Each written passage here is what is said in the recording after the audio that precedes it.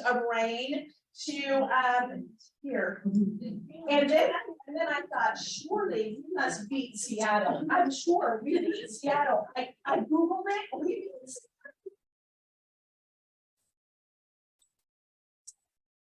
Yeah, we talked about that it's all about what we believe inside, that if it's a gorgeous day outside and you're kind of down, somebody goes, why would you be outside? Well, does that give us permission to be down when it's a dreary day outside? Not really, we get to choose. So anyway, so we're going to talk a little bit about that. I'm so glad you're here. April 18th, we're ready to go. Gratitude. I am so grateful that I get to see this one today. I haven't seen you in a while, Jacqueline. You know, I call you out, you're never going to come again.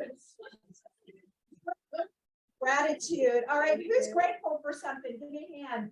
What are you grateful for today? Donna. Hi, Miss Robin.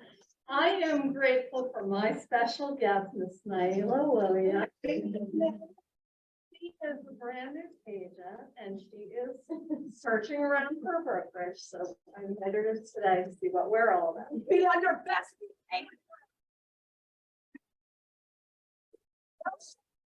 Now. Naila, welcome. We're so great. Yes. Great shoes. Naila, what you'll realize is that we comment on shoes all the time, especially boots and booties. We like, we're kind of sorry, man, but it's true. Don't and you're like, she's talking about shoes. But great shoes, Naila. You'll fit right in. So anyway, thank you for that gratitude. Give me two more. Who's grateful? What are you grateful for? Who got an opportunity this week? Fiona Jane, you had your hand raised. Okay.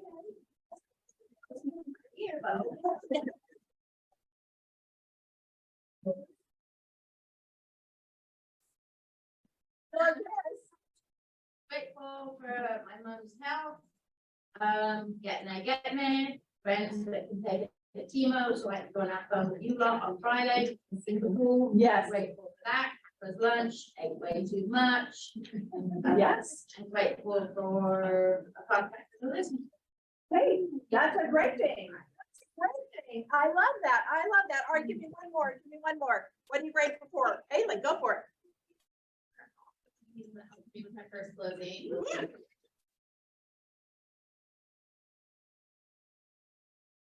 Yeah. Haley and I met. I met 2 In 2021, I think. I think it was the end of the year. Yeah, she won't eat that because she can do like that with one hand. So you talked about it? Oh, yeah, in a pool.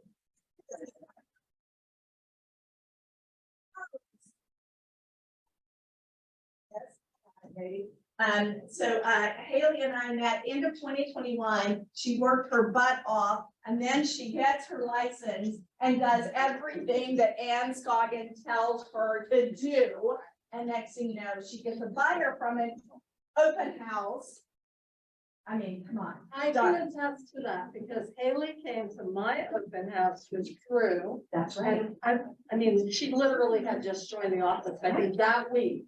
So she was putting it into action immediately and it paid off. And you were here less than 60 days. It was, yeah, I was like exactly 60 days. It It took me a long time after I talked to Robin I was doing dual career this time to actually get my license. Yeah. So yeah.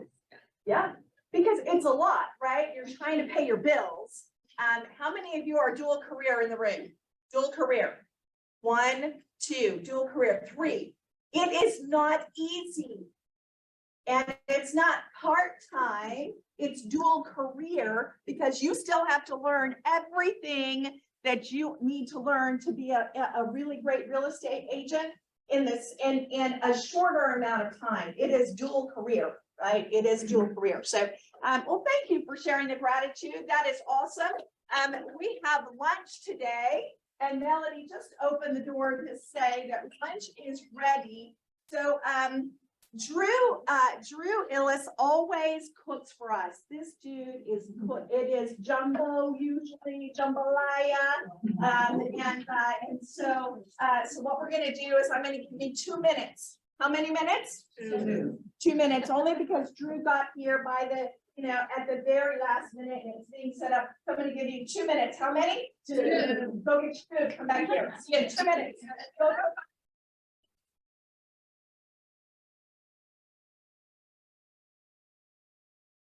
I know, but I'm missing. Yes, but I'll get you.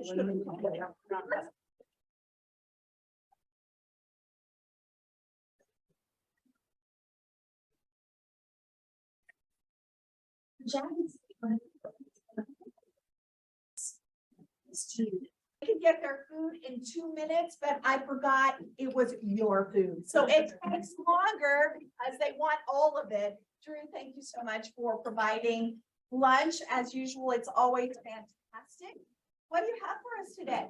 Okay, so for those of y'all that have not had my food before, I do cook my own. I got 4 kids, so I have to learn how to cook real quick.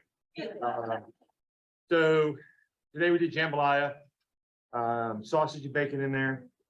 Cornbread souffle is something I took off of Al Roker, and I kind of tweaked it to my own little taste. Nice. And then I did, if you guys like, I don't know about the mac and cheese. I tried that for the first time this morning, so hopefully y'all like that.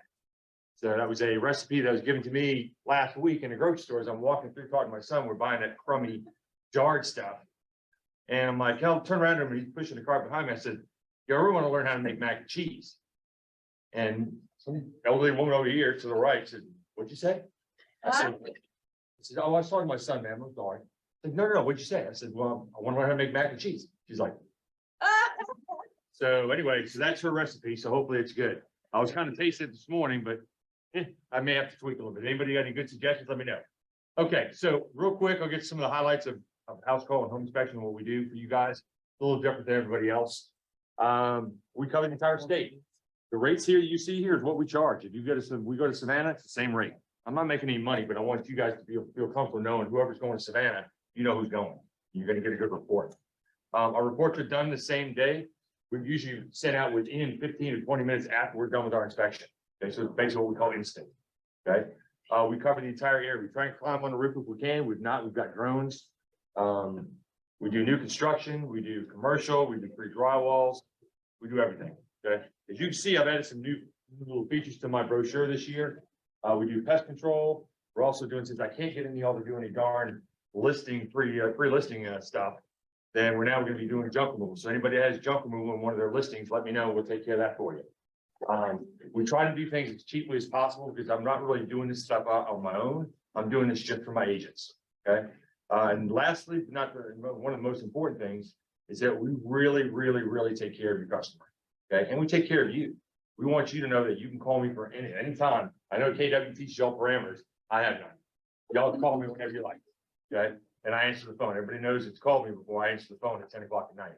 So if you went binding and you got 2 days or whatever, I got you covered. We're very good at holding hands with your buyers, getting through there. We like doing walkthroughs. We encourage it. You know, it's just one of the big things we started doing a long time ago, and it's worked out very well. And so is my food. That kind of helps too. So, does anybody have any questions? I mean, it's pretty straightforward stuff, but anybody have any questions? Yes, ma'am. First want to make a statement. Obviously, I've used Drew for a long time and he's done so many great things. But the number one thing I really want to emphasize to everybody, he really is not just giving you lip service right now for being available. He truly is. And last minute things come up. I had a buyer who the appraiser went out there and they thought that there was mold and mold damage, and they're like, yep, you can't close, We were just closed like 2 days later. Drew, like, I called him up immediately, he's like, yep, I'm on it, I'm out there today.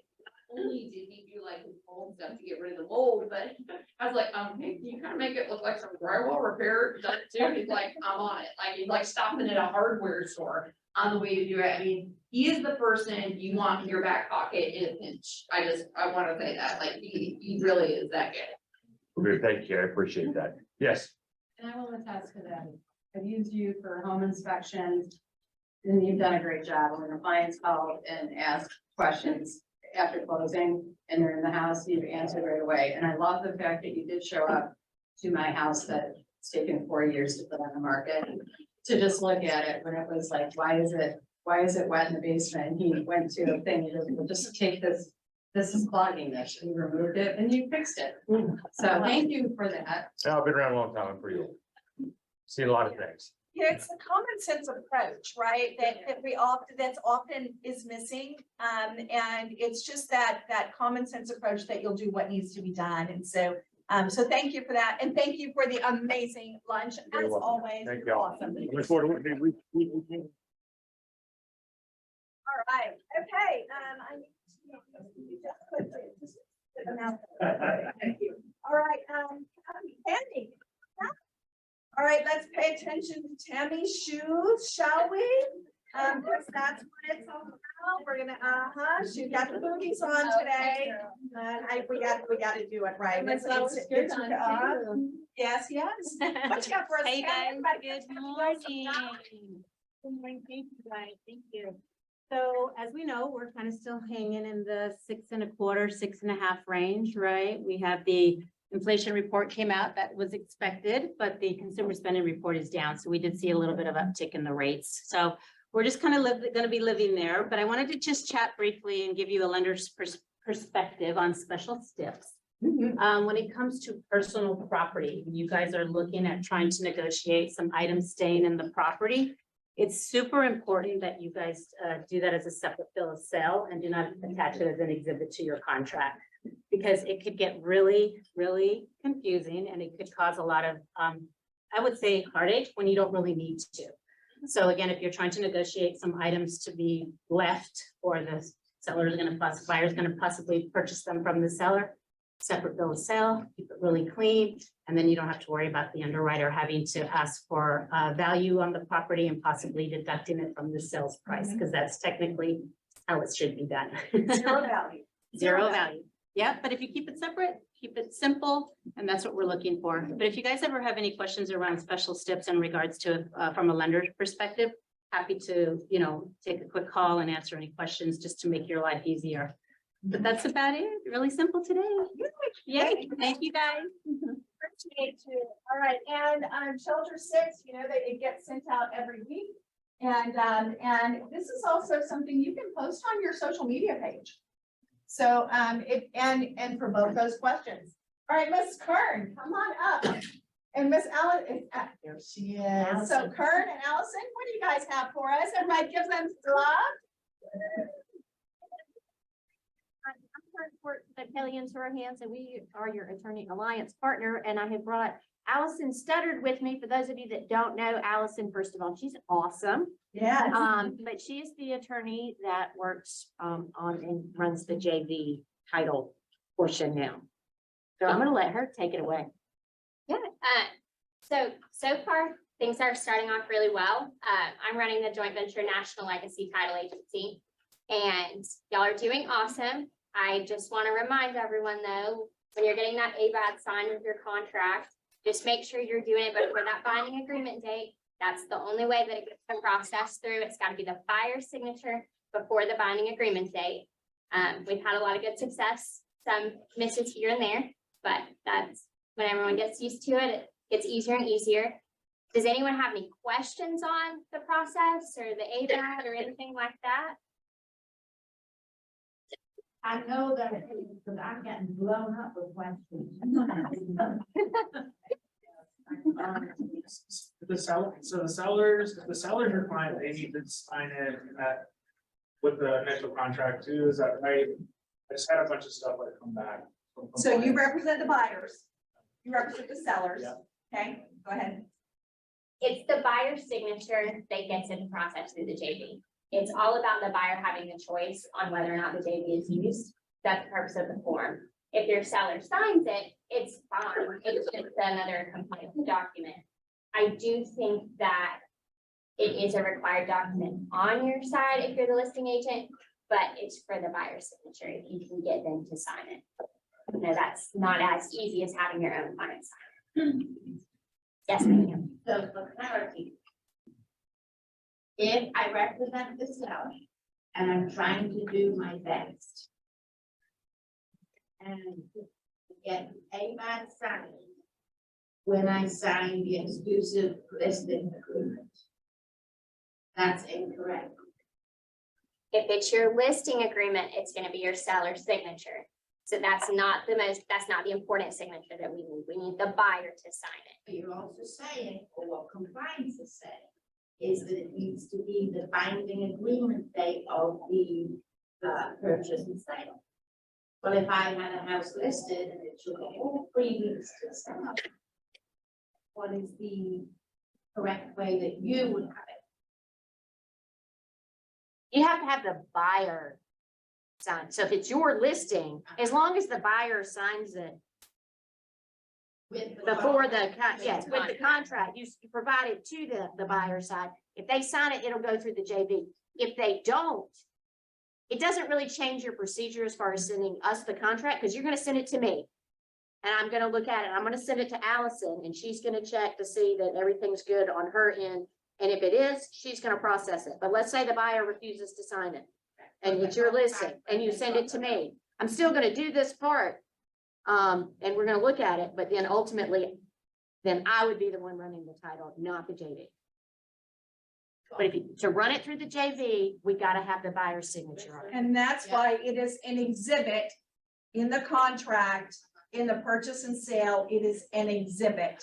If the buyer chooses not to sign after you have explained that it is our office policy to sign the affiliated business association disclosure, it is our policy, please have your buyer sign it. If they still refuse to sign it, there isn't anything, it's, right? Exactly, we're done. And You now, can't force someone. you can't, now, I will tell you, I've done it many times, where in the past, where I got something, I represented the seller, and I got an ABAT from somebody from a different company, and I'm like, why are we signing this? But you know what, it was in the best interest of the whole deal that they just signed it. So the more big deal you make out of it, the more people are gonna dig in their heels. It just needs to be an exhibit to the contract. Yeah, any other questions, Martine? They've submitted some contract, the ABAG was approved, however, we looked at it again, I did not submit it as an exhibit. There was no A. But it was attached to the actual purchase and sale. No. It wasn't, because it was a new construction. She knows that was. It's attached to, as long as it is sent with the contract, even though it Yes, 'cause wasn't if you- labeled as an exhibit. If you send me a contract, any contract, right, and it doesn't have an ABAD on it, I'm still sending it to Allison to take a look. And then she'll do her part to figure out if it's her running the title or if it's of him. And if you missed it, you can still amend the contract and add it in as. So With you'll an off amendment. the time and find that maybe not how you guys prefer, but the easiest way, if they are submitting, you're trying to go binding quickly, multiple offers, whatever that is. Yeah, as long as it's signed, Yeah, just amend it. at least at latest at binding. Yeah. Amendment exhibit will go to you. I don't have to have the amendment. That's gonna be more for your compliance side of things. As long as I get a copy of the ABAB, I'm good. If it's signed by the buyer on or before binding agreement date, we can process it through. Best practice to an amendment and say exhibit G is hereby attached Yes, as the Yeah. ABAT. Best case scenario. Because what we need is different than what the office Right. needs. Okay, any other questions about that? All right. Robin, All right. Rob- Yeah. Somebody on Zoom. yeah, it's Sarah. So I just, one last clarification. So that ABAD, I'm the listing agent. That ABAD, I send it to my clients when I'm having them sign the listing agreement. They sign it and I hold that so that when I have someone who is making an offer on my property, I then need their buyers to sign that, correct? Correct. Okay, thank you. Got it. Can somebody take this to Drew? Would you mind taking that to Drew? I think that's his fun. So, all right, Kelly Lupinda, is she on Zoom? Kelly, are you on Zoom? Kelly with 210 Home Warranty, you want great representation? Give Kelly a call. Michael Harris, Georgia Natural Gas, use the discount code KW Roswell, and your client will save around 15%. Feel like I'm Geico again. You know, that is the power of branding. That is the power of branding, right? Anytime you say save 15%, you think of the little Geico dude. Pretty amazing. All right, couple of special announcements right off the top. How many of you have a Keller Offers deal? Anybody have a Keller Offers deal right now? Good. Here's what we're going to do. According to KWRI, Keller Offers and Keller Concierge has been paused for the moment. It has been paused. Yes, you can still access the website, but they are not approving any Keller Offers right now or Keller Concierge. We will keep you posted as we get there. Kelly's in the house. So Kelly, come on in real quick since you just sped over here fast. Thank you for being here. Kelly, come on up front and tell us who you are. Kelly Lukenda, which you've been on board. Well, good morning, everybody. Kelly Lukenda with 210 Home Buyers Warranty, your home warranty partner and resource. So just a quick reminder, HVAC, who loves HVAC talk? I do. So you guys know, as of January 1st of 2020, remember there was a government mandate where they're banning the manufacturing of parts and the equipment towards R22. Y'all know what R22 is. So Freon. So now, January 1st of 23, there is a new government mandate released by the Department of Energy. They are now stating that if we ever had to replace, we are now able longer to replace with R22. We have to move forward with SEER 15, which is R410A. You all know what R410A is. Huron. So an AC is considered AC and heating. There's an indoor, there's an outdoor. So what this means to your clients, if you don't have any type of home warranty protection, if their AC goes out the outside, we go out there and if we have to replace it, we have to replace it with SEER 15, which is Puron. What's going to happen to that indoor system that's working together with the outside? Not going to work. It's not going to work together. We can't do Freon and R410A. So we're either going to have to replace the indoor system or we're going to have to make it compatible by replacing the evaporator coil so they can work off together. The good news is 210 covers that. In our terms and conditions, we do not care how old the systems or appliances are inside the home. We just require that everything is in place and in good, safe working order prior to the warranty start date.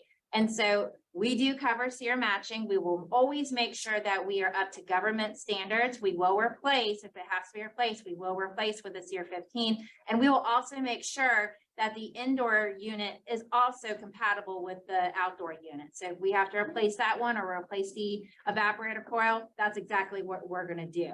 We have no limit on refrigerant. And for your buyer's coverage, we have no limit on eligible parts in the equipment. So right now you guys hear that inflation's going up, right? These guys, these bigger, well-known companies, they are charging for a full system replacement. They're not going under $10,000. How does that feel for your clients if they don't have any type of warranty protection? I just replaced 2 last week where they had the Supreme coverage and they're only $100 out of pocket. Wow. So right now we're going into the summer season. It's going to be expensive. I would love to be your partner if you've never worked with 210 Home Buyers Warranty. So please call me and let's start protecting you and your clients today. Yes, ma'am. Good morning. Someone who doesn't have a 210, why wants to use this email? Yes. Just give me a call. If you have friends and family, just make sure you go through me so I can make sure that they get the realtor discount. And if you want one on your own personal home, you can do that. You'll always stay on our realtor product and you're always going to get the same pricing that's on our service agreement every year. But you just have to make sure you either go through me at renewal time or you let them know that you are an agent. Okay? Yes, ma'am. And I have to say, that was the lifesaver in one of our deals. As opposed to the client having to buy a new, whatever it is, the Freon was low. They thought they could just replace the Freon, as opposed to costing my client the $7,000, it cost her $400. And you all have the the best service. I've worked with other home warranties. This was by far the least headache. It went well, it was very smooth, and I've since applied for my own house. Because thank that you. was a good experience. Thank you. Nice. Well, I tell you guys all the time, one thing I can offer you that no other home warranty company can is you get me my customer service and come on my package.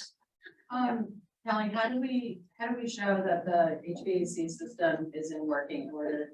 That's a great question. Yeah. If you're dealing with older systems, y'all, I highly recommend to have a licensed HVAC technician that's further evaluate it, giving you, a clean bill of health. If they do a thorough inspection, you're not gonna have any issues. Is it required? It's not, but I would definitely recommend it. Okay, so, because I have a client right now, and I know that they've had their system serviced, or receipts of servicing If it's within the 30 days, you should be fine. within how many? 30 days from the closing. 30 days. And a lot of the times, because I've had agents say, well, it's been 60 days, if they have a service agreement with them, if they call their HVAC company, they'll come out there to do it for them. Okay, cool. Thank you. Awesome. All right, one more, Precious. Kelly, I just wanted to say thank you so much for being so quick to respond, because, oftentimes I text her. For instance, last week, I had a client who closed, but did not take the advice to buy prior to closing, and of course, they needed it now. And as soon as I texted Kelly, she responded that, they could still buy, but it would take about 30 days for them to be able to put in a claim. So I just wanted to say thank you. You're very welcome. Yay. Well, thank you guys. I'll be here after team meeting. So if you have more questions, come see me. Yay, everybody give them a All right, thank you for popping in. And yeah, you got it. I was gonna get it. Okay, so yes, these two have been paused for right now. We've got color covered, Ernest, Bank Shot, kwroswelltraining.com for recorded classes and on-demand training, scottleroymarketing.com, and portage.com for repair estimates. Remember, all of these are linked. So all you got to do is when they're sent out to you in the afternoon, save the team meetings. All of those are linked so that you have access easily to them. Got it? Hello, Aubrey Bailey. We're so glad you're here. Aubrey Bailey, GM of GLG. Everybody give Aubrey a big.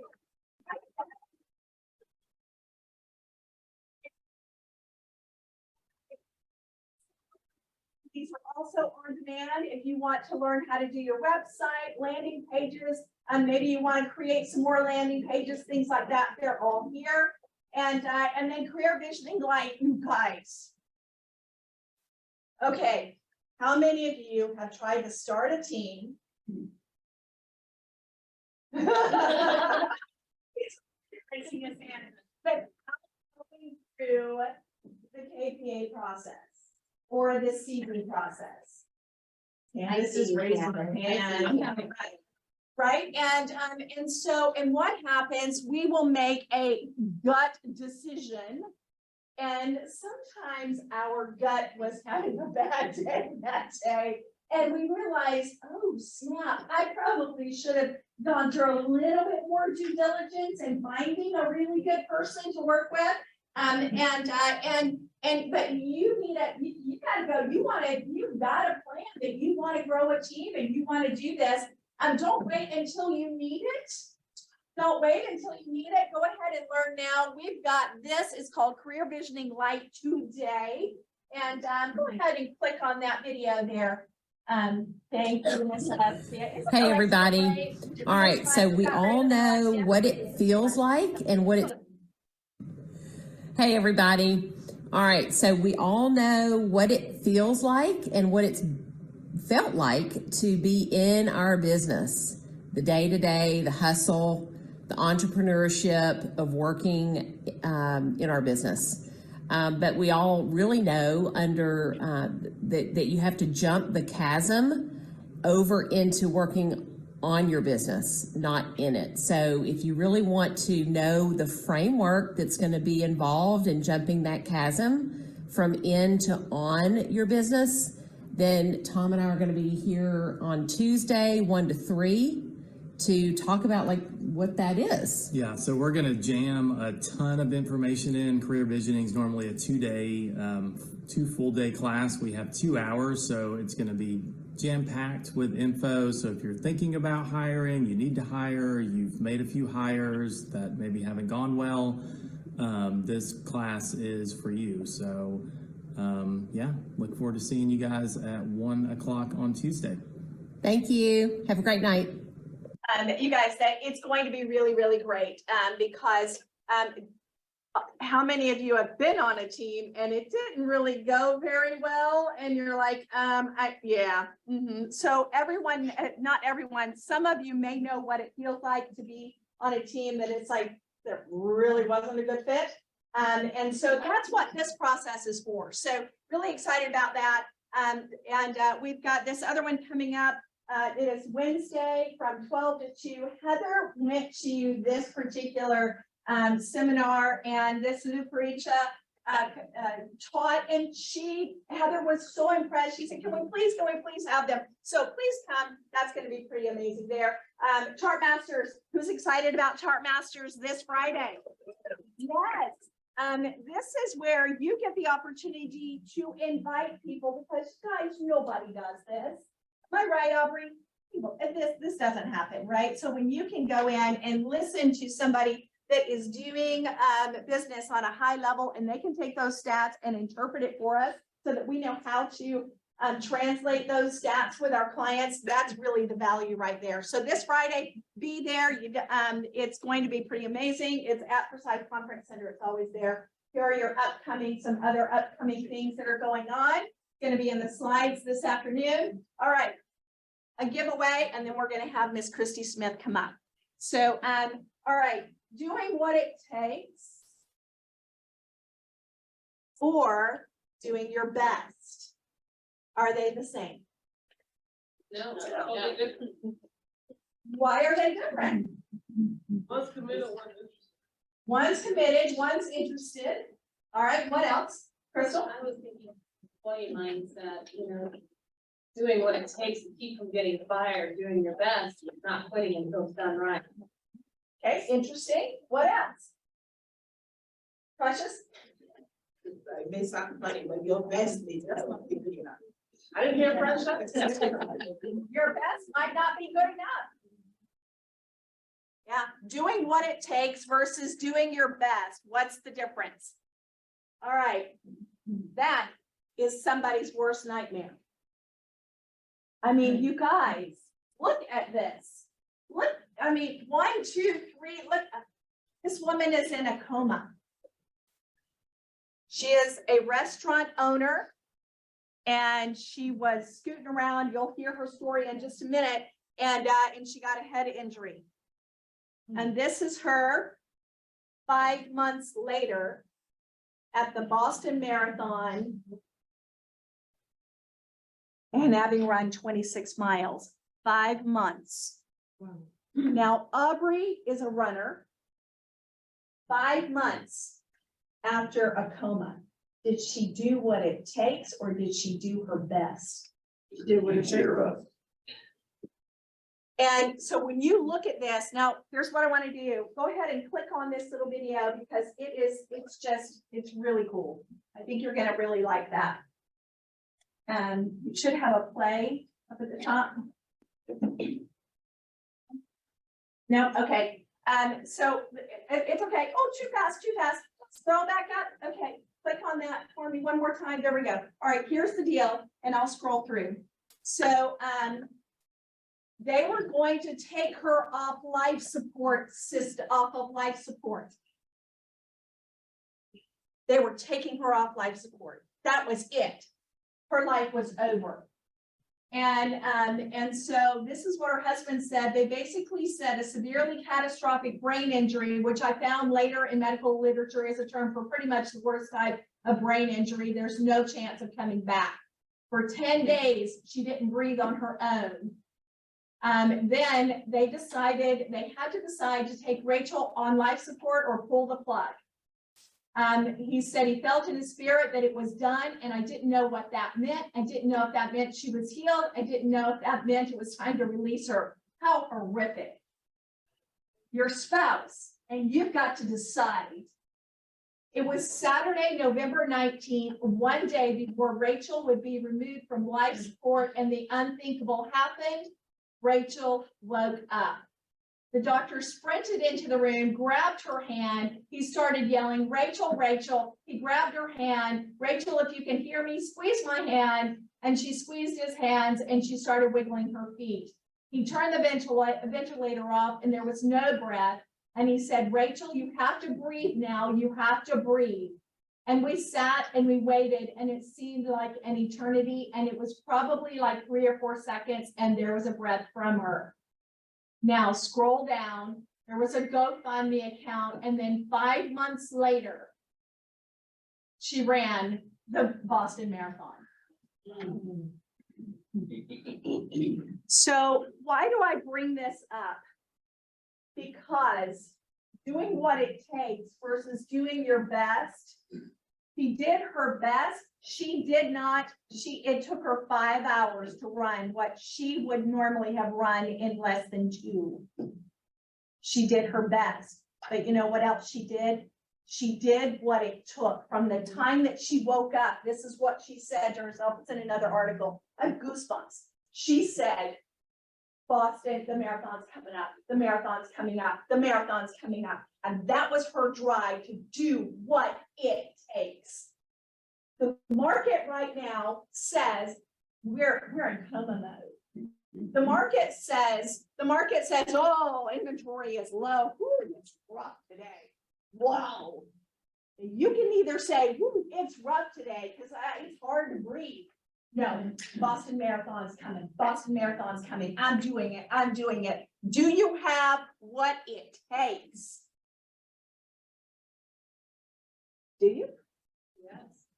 Let's do it louder. Do you have what it takes? Yes. We do. That's not. What we do dictates our success. What we do, right? What we decide today is what dictates our success. All right, I'm ready to give something away. Are you ready? Are you ready? Okay. 1, 2, 3. Christy, come on up here. Come on up for just a minute. Christy's gonna get settled. You guys, give Christy. Her team is here to support her. I'm so excited that Christy is here. All right, Christy, can you tell us what MREA means? Yes, so GCI of $1 million, and giving away $1 million as well. And we have hit that, how many years, Tom, in a row?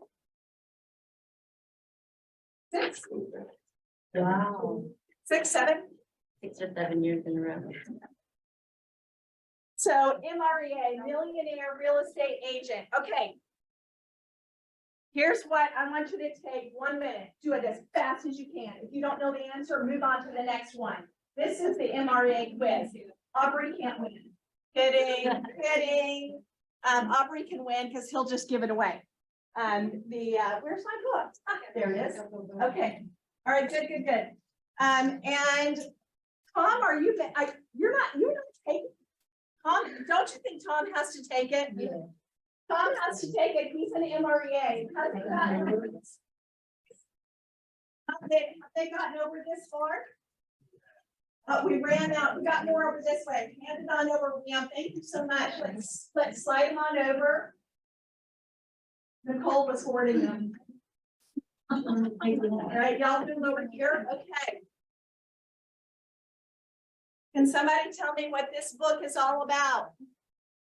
It's a real estate Bible. Yeah, it's a real estate Bible. It is. Okay. Who has answered the first page?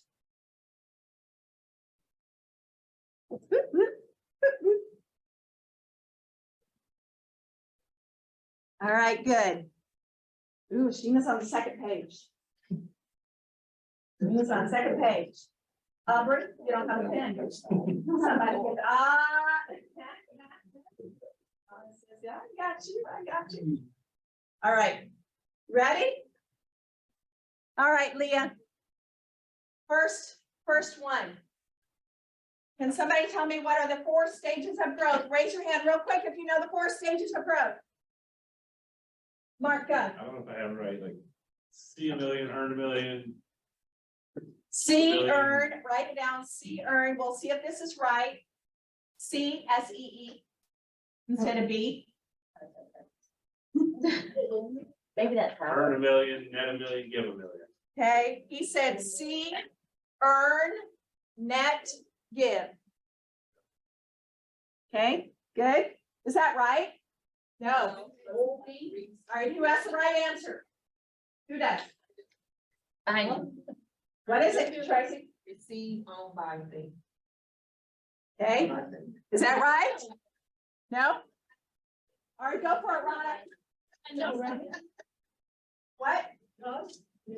First of all, I can't hear. That's the million, that's the million, and give a million. I like it, but is it right?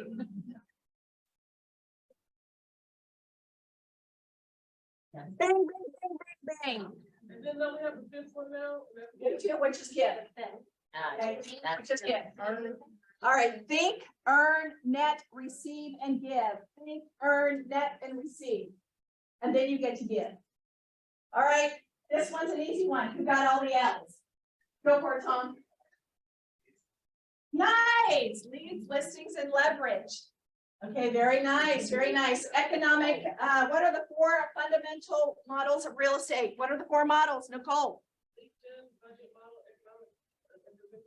Very nice, and we added a 5th one called expansion. Yeah, bonus point there. All right, so far we got 2 for Nicole, 1 for Tom. All right, what are the 3 key areas of the economic model?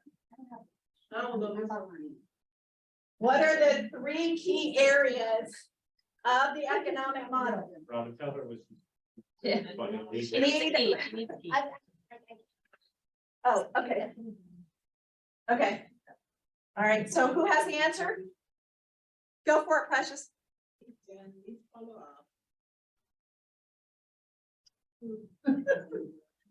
Okay, so the 3 key areas of the economic models are, what do you start with, Aubrey?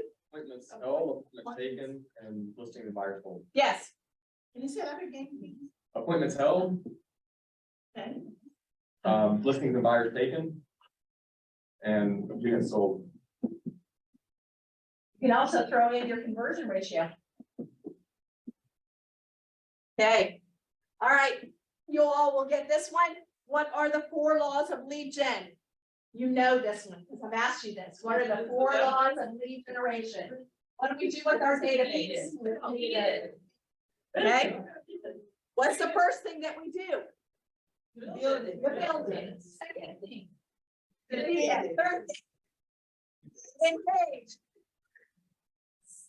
Nicely done, nicely done. All right. You should also know this one. Do we lead? What do we lead with and not? Lead with revenue. Expenses. Lead with revenue, not expenses. What are the 3 key hires of an MREA? Admin, and buyer's agent. Nicole is kicking butt. What's 80-20% rule? 80% of our activities, 20% of our results. Nice. Okay, what was the one I missed? Cynthia, go for it. What does RGCK stand for? Yep.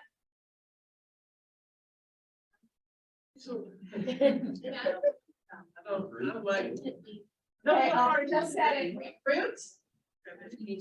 Now, what do you think T stands for? Think about it. If we recruit somebody, then what do we need to do with that person? Train. And then once that person is trained and they want to build their business, now what do we need to do with them? Consult and coach them. And then what does the K stand for?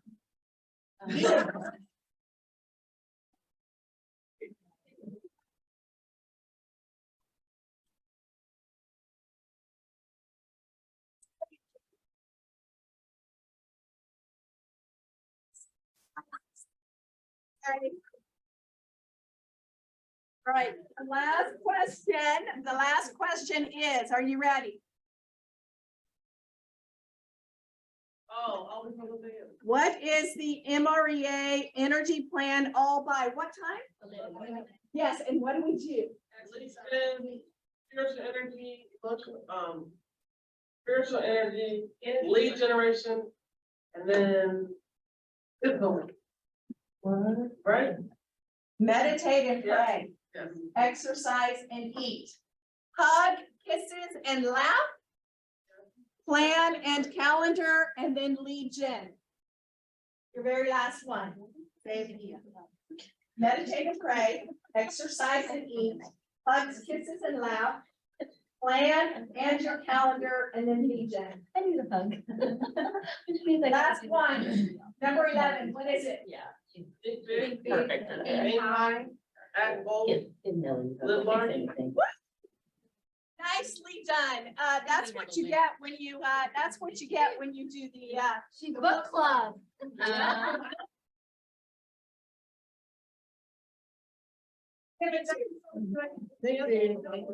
Nancy Lutz, you have one.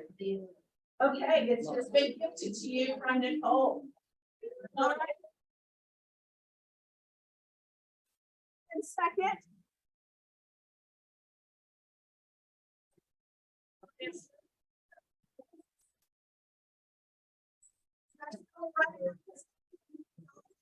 Card.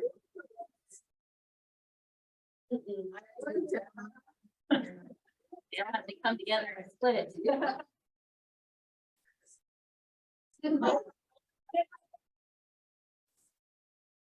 Best answers. Okay, I mean.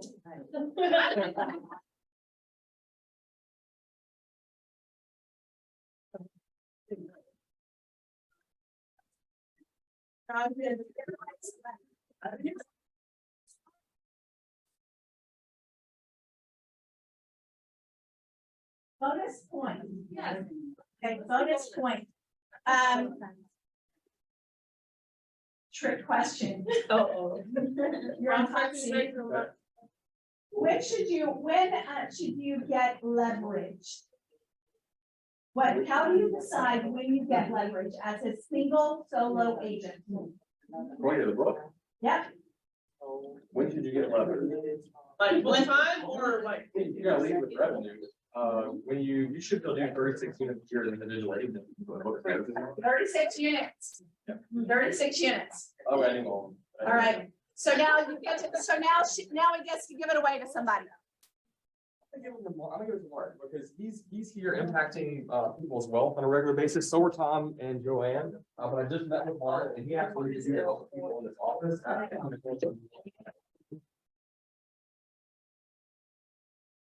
Nice. All right, good job. Okay, Cynthia, do you want to tell us about this real quick? Oh, yes, so tomorrow from 3 to 5, we have the close swap. I mean, it's not just swapping, it's bringing quotes that you're not using. And maybe another agent in the office might be able to use it, so, bring them. If you can't stay, like, we'll take care of it, whatever doesn't get taken by another agent, we'll take it, we'll donate it to a local charity. So that's pattern. Yeah, I mean, we all know we have stuff that we haven't used in a long time, or it's just taking space in our closet, and we can update our closet and take somebody else. We're looking to which one it is, depending what we get. If we also get, men's clothes, or if it's just a better women, shelter or something. Okay? Yeah, thank you so much, you guys. All right, market update. Are we happy?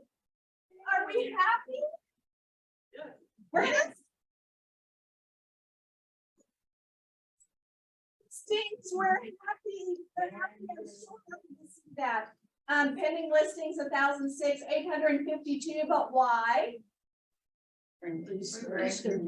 Right, Easter, first week of the month, right? Closings are always down. And I'm happy here because we're back up to almost around 8,000, so I'm happy there too. Not so happy with the 6.61. So please, hopefully we see those 5% in the third quarter. Okay, we will talk about this again. I don't see, yeah, so we will talk about this on our next one. I want you to, this is the Ford method. We'll practice this next week. By the way, this is your DT-D2 method. Don't know what that is? We got you. We'll let you know what that is next week. Welcome to Christy Smith.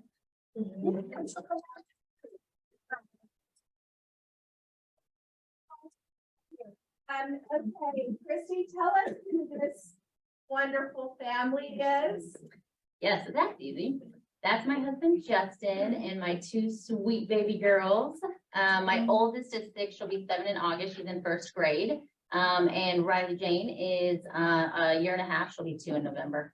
Oh my gosh. So Layla and Riley Jane. Layla, Lynn, and Riley Jane. Oh, I love that. Layla and Riley. Awesome. And this is this Easter? Yes, Did you I'm name a it yet? sucker for matching dresses. If you know me, you know that about me. So they'll be matching until they tell me they no longer want to do that. Yeah, yeah. It's just bound to happen.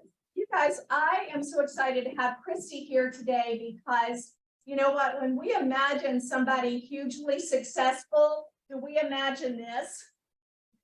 Right, in business, when you hear of somebody who is just like killing it, and then you find out, oh my gosh, she has a 1-year-old and a 6-year-old.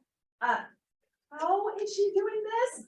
And that's what I really wanted you guys to hear is how is this powerhouse woman who has been in the business 5 years, who just last year became a co-owner of a curtain team. That's pretty amazing. MREA team. So we're just gonna chat. Because here's what I want to tell you is that in 2018, as a new agent, now she immediately joined the team. We're going to talk about this. The first year, she did 30 units.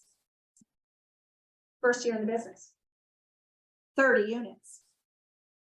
She had a goal of doing 6-figure income, 111,000. First year in the business. Not bad, right? Stinking good, don't you think? 2020, 47 units. 47 units in 2020. 2021, she realized, holy crap, I got no time. I'm grinding it out. I need to maybe do something. She went to 35 units. We're going to talk about what she did to change. And then in 2022, she went to 31 units. And because she learned a couple of really important things. So one of the first questions I want to ask you, and you guys, I want you to think about questions to ask her because you've got a powerhouse person in front of you that has figured out a few things in her very busy life. So you're a mom, you're a wife, you've been in business 5 years, you came from a corporate background. Mm-hmm. And so how do you find a way to truly balance all of these roles? Because you wear all these different hats. Mm-hmm. What have you sort of figured out? Great question, and it's definitely been learned. I'm very protective of my schedule. So when I first started, and you're probably hearing it now, right now to get through this market, you need to say yes to things you normally say no to. Yeah. When I first got started, I was willing to do what it takes. And that looked like my computer in bed at midnight and my husband wondering what I'm doing, right? I was working long hours. And what I've learned is to set boundaries. And I set those expectations up with my clients. So I did it a lot myself at first and then really leaned into the leverage piece because at first, I can be controlling where I want to have my hand in it so I know what's going on with it. And it was kind of a learned trust with the leverage I have on the team to also move over from the buy side to the listing side. That was huge for me as well. And then just boundaries. Also, moving from the buyer side over to the seller side. We hear this all the time, leads, listings, leverage, right? We hear it all the time that, well, if you get listings, you're going to have a little bit more of a life back. That's right. Describe what that actually look like for you? Well, it went from about 7 days a week, right? So as a buyer's agent, I mean, if I have a client, I'm gonna show them homes. I mean, I would have a reload client. I remember I showed them 21 homes in one day to one client on Saturday. And so I was working 7 days a week and honestly, they were encouraging me to come over to the list side, but I just wasn't ready yet, right? That, they're really good about letting us make that decision on our own. And I truly did enjoy helping buyers, right? That's a really important piece of it, but I didn't have my weekends it was Layla at the time. And so when I went over to the list side, the difference is you're still working 7 days a week. This is still real estate. It never stops. But I can negotiate in my pajamas on a Saturday morning, and at least just step in the other room and come back right outside. So I'm not gone all day. And then other things I put into place, and I set that expectation up with my clients, is dinner time. So between 5 and 6 o'clock, you can't get a hold of me. And my clients know that because. Wait, say that again. Between 5 and 6 o'clock. Yes, and I have to say it was learned, right? This isn't, in year one, I was doing anything and everything I could to get to where I am. So it started with 70-hour weeks, 70-plus-hour weeks to get to the leverage I have now. But I quickly learned to use that leverage and to set those boundaries. So now if I'm in a listing appointment, I'm super responsive. I'm up early. My daughter's bus comes at 6:30 in the morning. So I'm up pretty early. But between 5 and 6 o'clock, I set that expectation with my girls that they're not going to see me on my phone. And so you asked about the balance. It's really, we all know there's no work-life balance, right? It's just about being in the moment and giving it all you have in that moment. So in that 1 hour, my daughter will call me out. If my phone rings and I pick up my phone, I love it. Layla will be like, Mom, you are not supposed to be on your phone. Same with if I'm driving. So she's very much, holds me accountable. She holds me accountable to that. And that's what I want them to see, is that we are not this all the time. I want to be present. And I just make the most of the moments I have. So in the morning with my daughter, we're up at 5:45.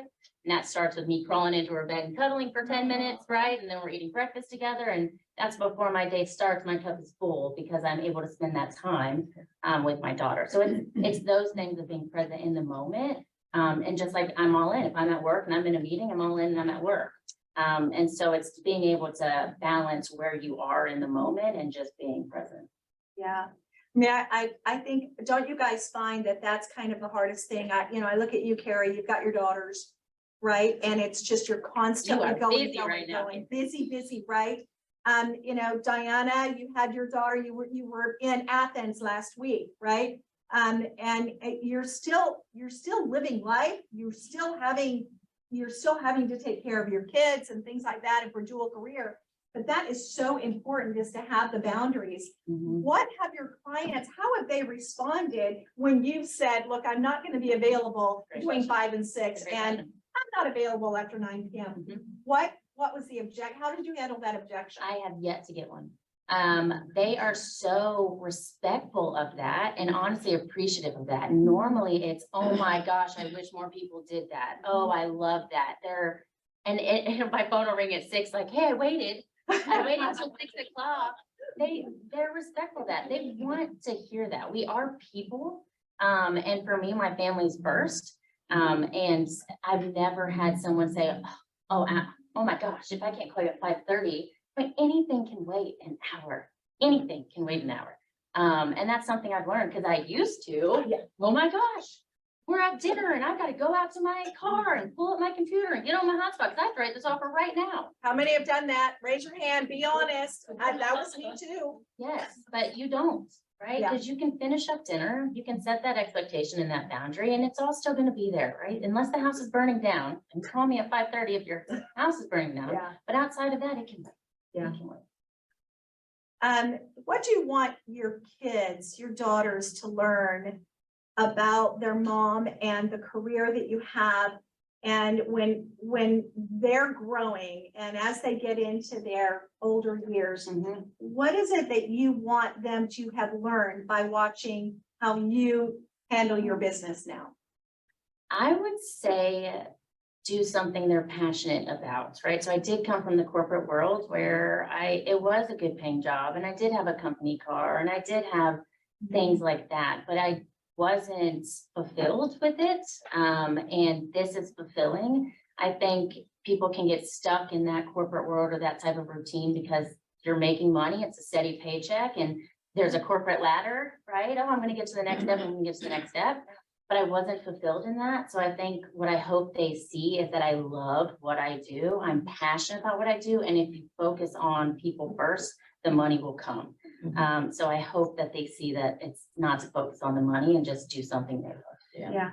You shared a story. She shared a story this morning about something that she's teaching her 6-year-old Layla about money, because one of the things that the Curtin team does so very well is talk about teaching people and helping people build wealth.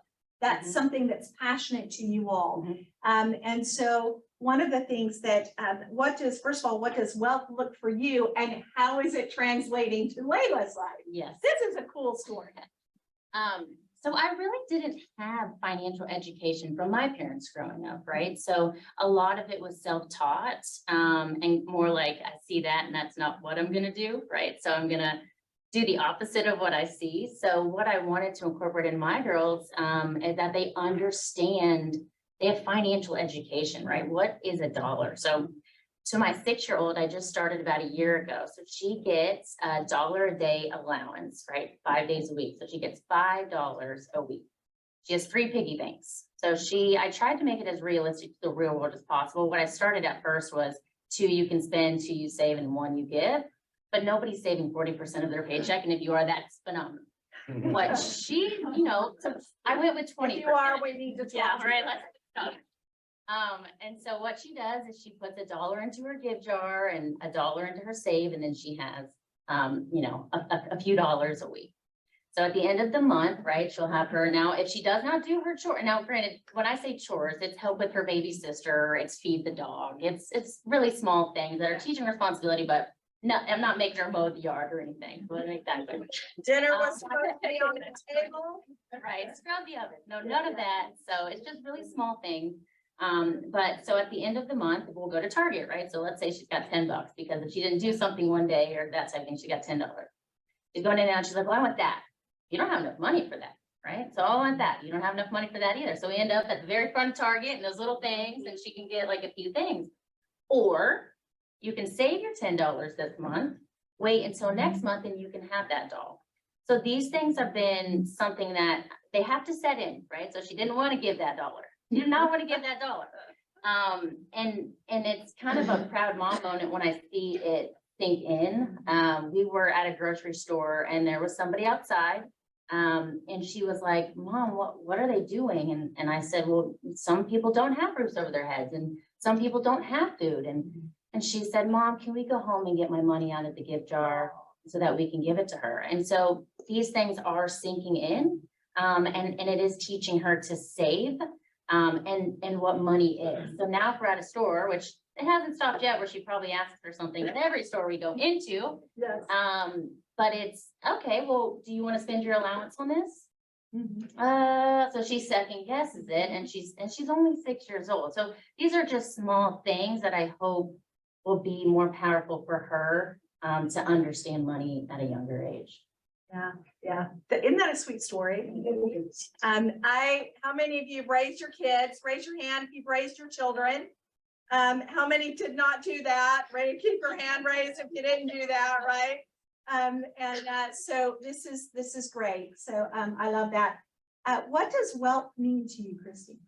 So from a financial sense, from retirement, it's buying real estate, right? So we have a long-term investment and a short-term investment that pictures are today. So if you want to rent a cabin in Blue Ridge, give me a call next week. And so that'll be our first short term. But for us, we have a goal of purchasing one property a year. And so we've reached the goal that we set. Yeah, I love that. We have some new agents. So if you're a new agent, I mean, you did 30 homes your first year, right? I think everybody would be like, can I just get half of that? Can I just get 15? And I just want 15. And so what is it that you would say to, what's something right now that as a new agent, you're sitting here and they would say to you, if you could do it all over again, would you do it the same? Or what are my options? What's the best way to go forward? What would you say? Definitely going back to doing what it takes. Honestly, if I were to do it all over again, I don't know if I would change anything because of what I've learned, right? I didn't have those boundaries before. I'm negotiating at 11 p.m. and that can wait till 8 a.m. in the morning. So I don't think I would change anything, but my advice would be to set boundaries. You can get a lot done. And actually, if you went to family reunion, you heard Ed Milet speak. Just finished his book yesterday, so it's pretty fresh. But he said that he has 3 days in one day. I don't know if anyone's read that book. So you can get a lot done in a short amount of time as long as you're protective of your schedule and you time block to do that. So I do wear a lot of different hats, right? But if I'm in this time block, that's what I'm doing.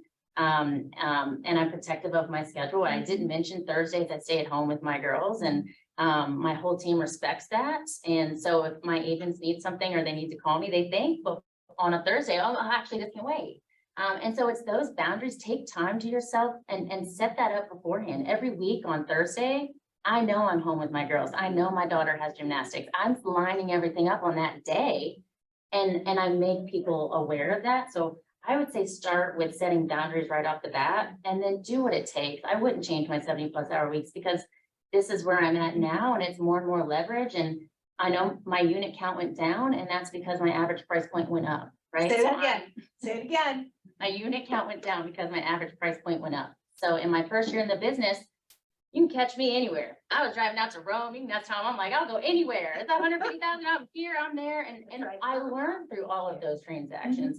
Now I do have a smaller area that I'll typically go in, but that was all over time. Once you get that one big listing, it's all about the referrals. All you need is one. So, and do what it takes, door knock, send letters, handwrite them yourself. I mean, you've got to start somewhere. You don't need money to get started in this business. You just need to get your boots on the ground, knock some doors, get a listing. Once you have a listing that's a higher price, get that referral and keep it generating from there. And that's, for me, I try to get a referral from every transaction. And that's how I was able to do pretty much the same, if not a little more, but do less transactions.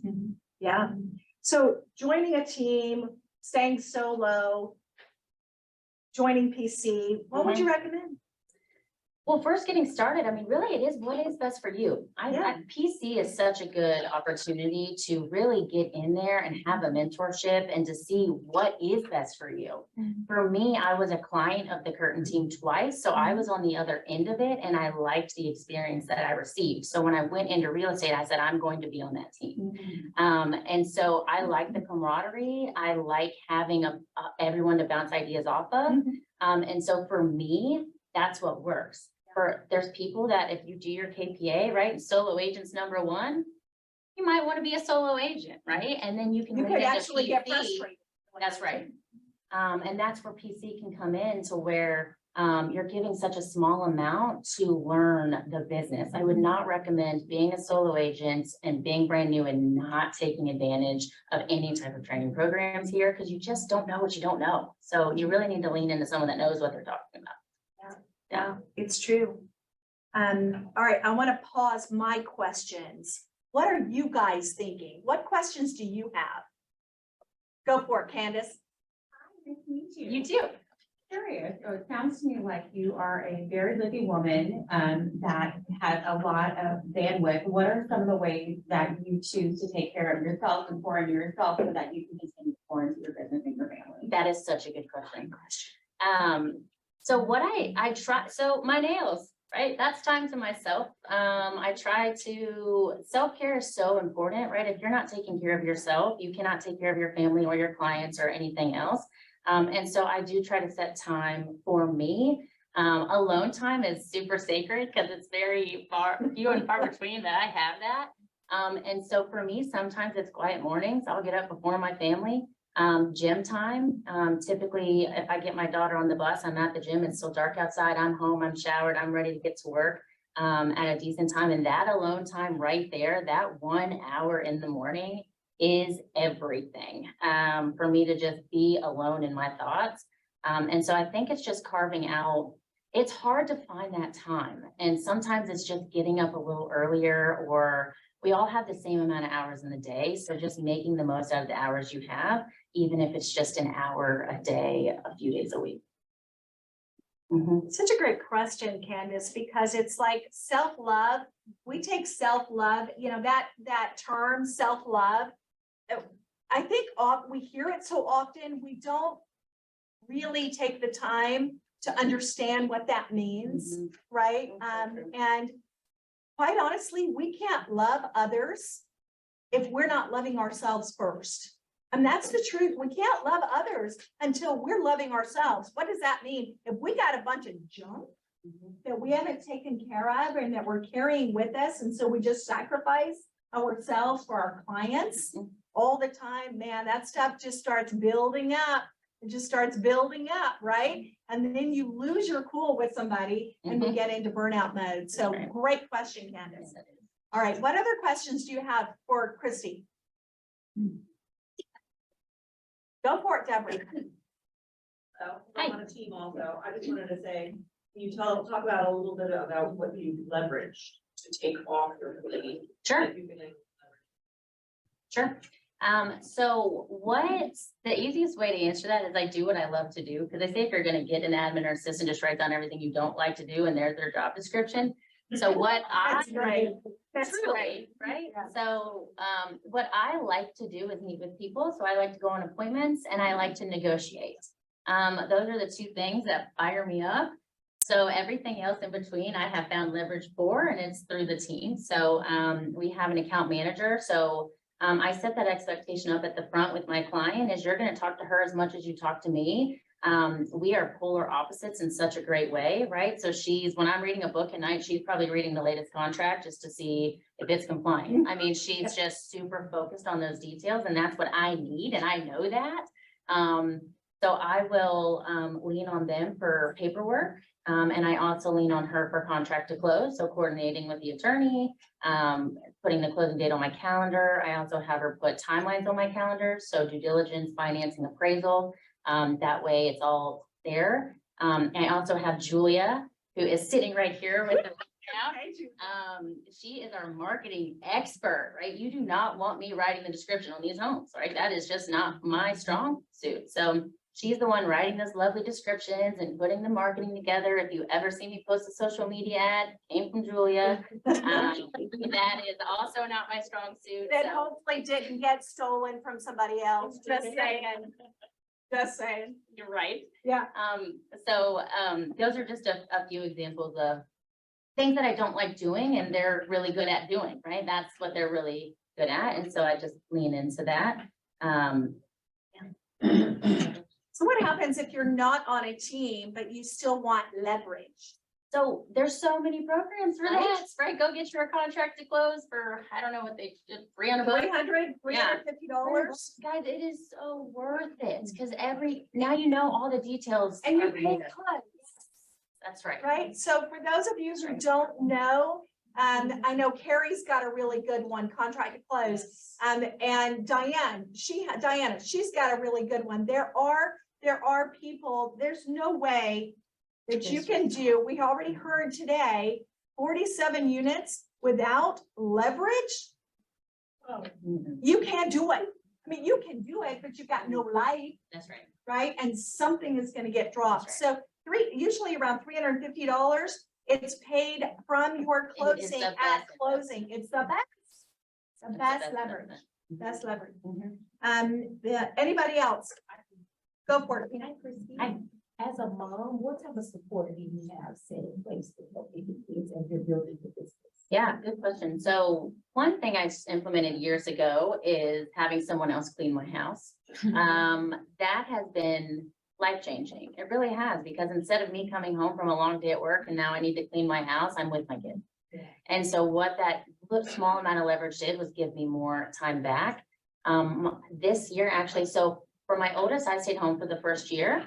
And for my youngest, my husband stayed home for the first year.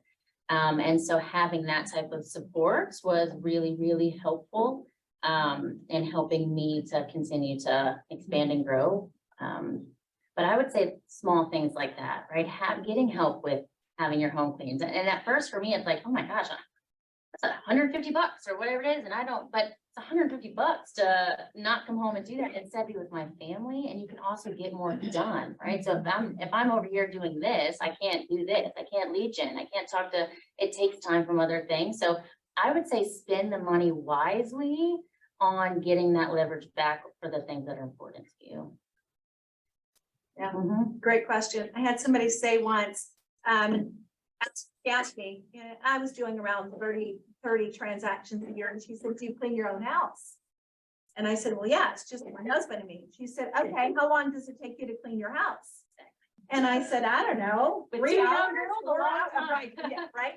And I said, I don't know, 3, 4 hours. And she said, okay, great. She said, so your last, and she gets out the calculator and she does all these calculations. And she's like, okay, your last closing, you got a commission of like, I don't know, 13,000. And so, and then she breaks it all down, about 40 hours, $13,000 divided by 40. And so she comes up with this crazy amount that I'm like, for $300 a year, an hour or something like that. And she's like, so it takes you 4 hours. You just spent $1,200 of your hard-earned money when you could have paid $150 of that hard-earned money. And I was just like, as stupid is as stupid does. Let me find somebody, right? And so the next week I found somebody. But that's exactly right, because we are worth more than that. Your skill set is different, right? All right, one more question for Christy. All right, everybody, let's get some kisses.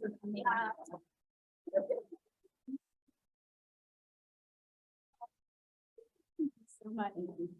All right, with our last 5 minutes, who was at the KW Wealth? Who was at KW Wealth? Y'all come up real quick. We're only let me take 2 because they're so I'm going to take Mark and Adam. You guys come on up now. Tom, come on up as well. Yes, we're going to do Deborah, come on up. Everybody come on up, just everybody come on up. I just got challenged, I folded. So, all right, you guys, we're going to get a tidbit. Yes, please. We're going to get 1 tidbit. Scott, come on up. We are going to get 1 aha or tidbit that somebody learned from KW Wealth. So you guys, KW Wealth is taught by Brett Tanner. This guy started, Scott, when did, y'all are way over here, slide over, good job. Okay. When did he start investing, Brett Tanner? Oh, gosh, it was, pre-2013. Because he mentioned 2013 was when he bought all the homes in Alabama. Right. So when you think about this, Brett Tanner, he is the head of KW Wealth. I heard him for about 15 minutes and I went, oh my gosh, I am literally financially stupid, right? Because he is so brilliant. He is so brilliant. So here's what we're going to do. We're going to let these guys tell us and then a little of what they learned from it. And then we're going to dive into this week after week with a little bit of a wealth tidbit, right? Because how many want to be wealthy? Right? Yeah. Whatever that looks for you. So, all right, we're going to start on this end and we're just going to go down. You ready, Adam? Yeah. Go for it. I think the most impactful thing for me that he said, which was like right at the beginning of the session, he took the number, you take the number 90 and you subtract your age. Yeah. And so I'm 35, so I subtracted, I got 55, and then multiply that by 365, and it's like 20,000 and change. And he's like, that's how many days, like best case scenario, that's how many days you have. Like you don't have time to say like tomorrow or next week or next year, like you have to start today. Because yeah, that's how much time there is. Yeah. It doesn't sound like very much at all. Right. Really? I mean, or plan your week that way. You wake up on Monday, like I got this many days, so what am I doing this week? Exactly. Just kind of change it. Right. Yeah. Might be less days than what happened. Absolutely. Yeah. Yeah, he's like best case optimum scenario. You live to 90, 20,000 days left. Like, what are you doing today? Yeah, yeah. That was good. All right, Mark. And just to add a little, he's talking about, 75% of the time with your kids is before they're 12 years old. And like 90-something% is by the time they're 18, so after 18, you've got like, measure it in like 1 year of FaceTime with your kids, so to make the most of each of those moments. So the thing I took away was that you can be anywhere in 5 years. So whether you're just starting out or where you are, and then he went into creating a roadmap from here's where you are today to here's to the next level beyond that. And so it's very doable in bite-sized pieces. Love that. Christy. Yeah, like you said, it was a lot of information and I think you can get caught up on, oh my gosh, he's his own bank. How do I do that?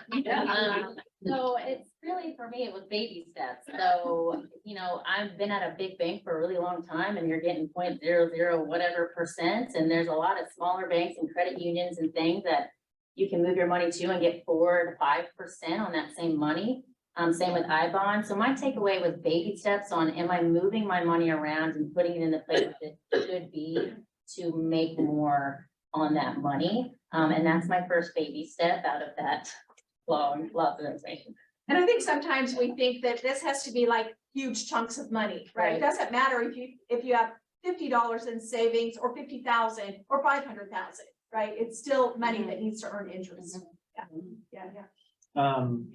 He shared a story about buying up a bunch of houses around like big factory developments and, there's a lot going on in Georgia with that.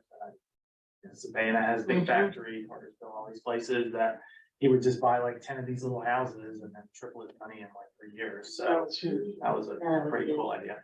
Yeah. That was good. Deborah.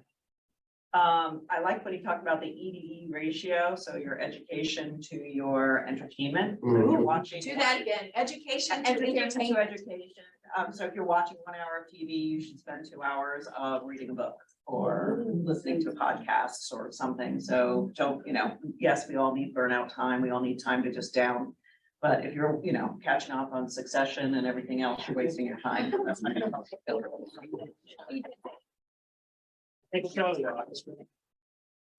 That is, but anyway, but yeah, so just spend a lot of time on your education and you can do that while you're walking the dog, while you're doing anything, but just really pay attention to that. And the other one was when you're going on a listing or when you're talking to people, just remember open door came because somebody wanted the easy button. And everybody wants the easy button, so always go in with a cash offer. And when you walk in, just say, can I buy it? Can I wholesale it? Can I flip it? Can I double retail it? Or last but not least, can I list it? Wow. And if you're doing all those baby steps ahead of time, you have the bandwidth to buy it if you want to.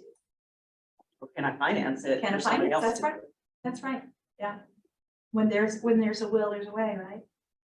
And I think my biggest takeaway was the fact that the rules of money and wealth are there, the knowledge is available, and they play the game differently. And by they us, as people like him, like he, so the different rules, and so there's a lot of all the different things that we have heard that you can opt in. The information is available. It's nothing that is really unique to him. He's just a combination. And I think to tap into that, we have to open up our mindset and be like, let me opt in and do this game differently, being debt free, right? Understanding we don't pay, so many rules, but overall, we all have the possibility. Yeah. Love that. Yeah. Scott. Is there a microphone?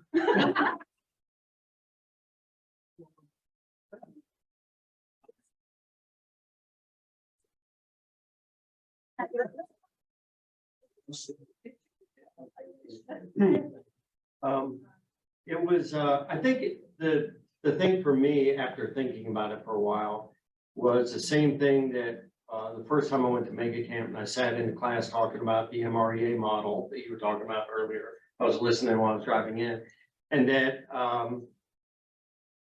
it's not easy, but it's fairly simple. Like Ann said, everything is out there. And when you join KW Well, he gives you everything. He lays it all out there. So if you just follow the steps, My gosh, anybody can accomplish this. It's math. That would be my 2 words. It's math. All you have to do is follow these instructions and the numbers will work out for you. And we all know he loves math. Yeah, Nicole? Everybody hit on, Christy already talked about the resource, our time is our most valuable resource. Everything, you took my hierarchy of the deal. The hierarchy of the deal was huge. You need to look at how you're gonna do it. However, this is not even, it is wealth related. However, the biggest thing that he stated in there, and I'm sure every single one of you guys would like it too. He asked this person, is this your truth? Or is this the truth? Someone's gonna say that. And I was like, that was the price of admission right there. Is that your truth or is that the truth? So you could do that in any relationship. Your buyer seller relationship, in your relationship with your spouse. Is that your truth or is that the truth? That was just huge to me. Because that when you start looking at your truth, that's when you start creating limiting beliefs. So is that the truth? Is that your truth or is that the truth? I'm gonna use that to like. That was not just about how. Know that that's gonna go very well for you.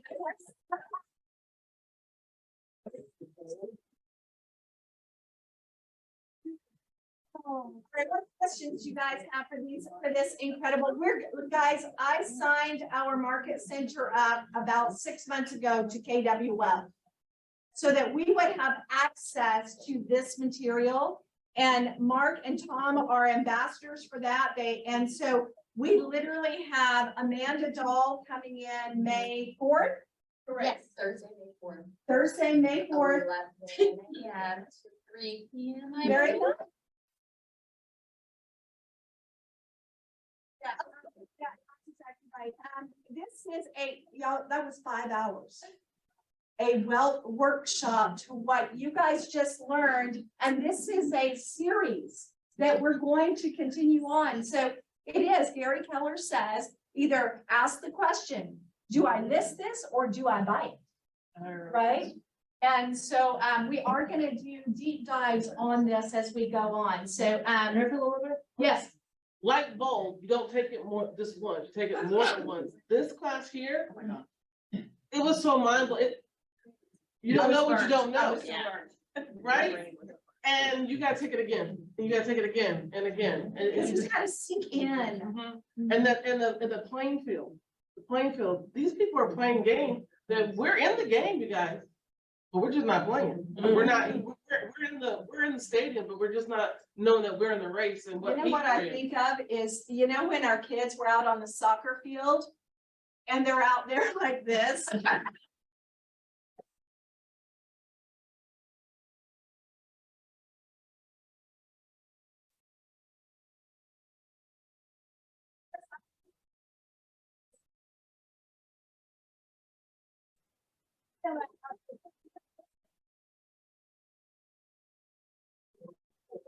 Thank you so much. All right, you guys, we kept you 5 minutes too late, but this has just been incredible. Did somebody lose an earring? Yes, I did. Oh, that's Okay, me. good. All right, you guys. Stay for